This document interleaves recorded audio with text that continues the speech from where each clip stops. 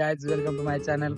तर आज आपण जाणार आहे लवळवाडी येथे आणि हे बघा निम्मे रस्त्यात आल्यानंतर व्हिडिओ स्टार्ट करतोय।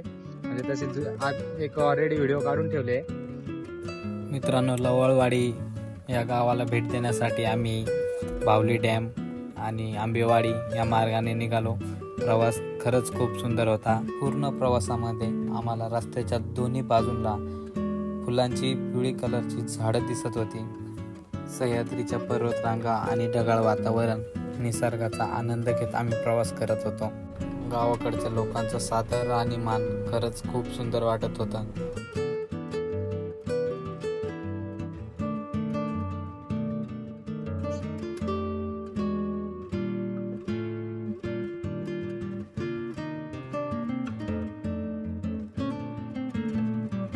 पूर्ण प्रवासामध्ये खूप सारे वॉटरफॉल होते।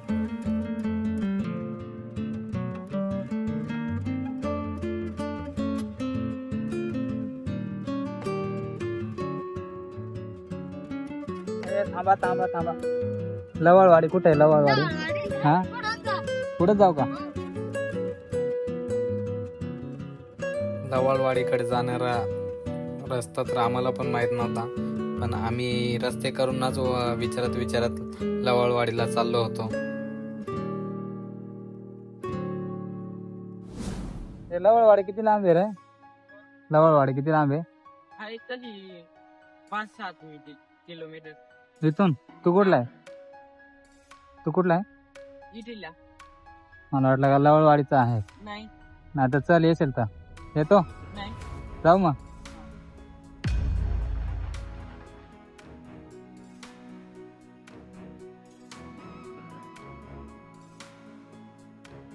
लवळवाडी किती लांब आहे?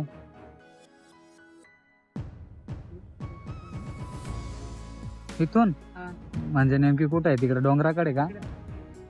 म्हणजे इथून मधून रोड आहे का? ठीक आहे। हा कोणता गाव आहे? गावाचं नाव काय? हा उडदावणे।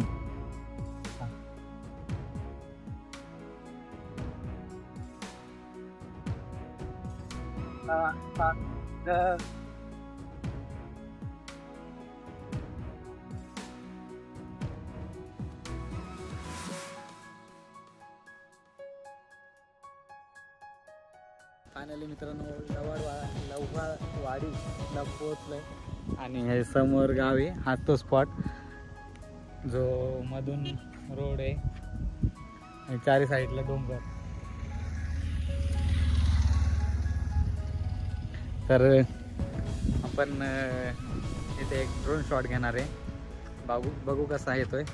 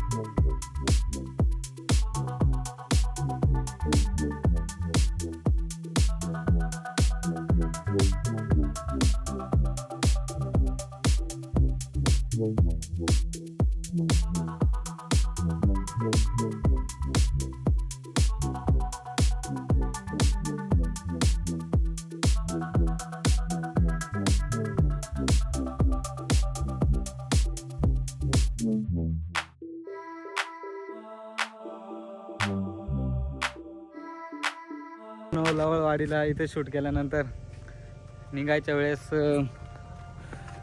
गाडीचा टायर पण पंक्चर झालेला आहे। साला ये दुख काय खत्म नहीं होता बे। R15 आणि बुलेट होती। आता बुलेट मी आणि ऋषिकेश घेणार आहेत। तर चला निघूया घरात। 5 minutes later.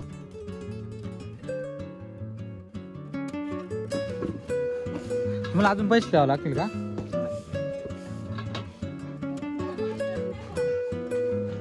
हा पहिला पंक्चर काढला का?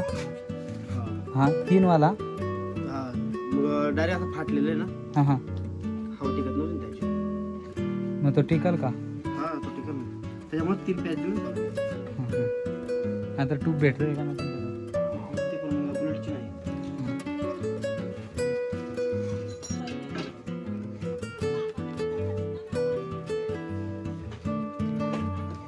चार पॅच मारले ना. 4 पॅच मारले. पैसे फक्त 80 रुपये घेतले.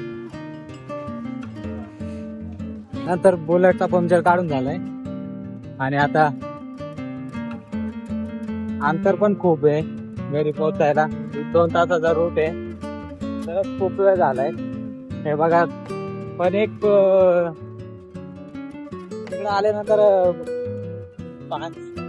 आणि रस्त्याच्या साईडचे पिवळा फुले आहेत खूपच सुंदर वाटतात.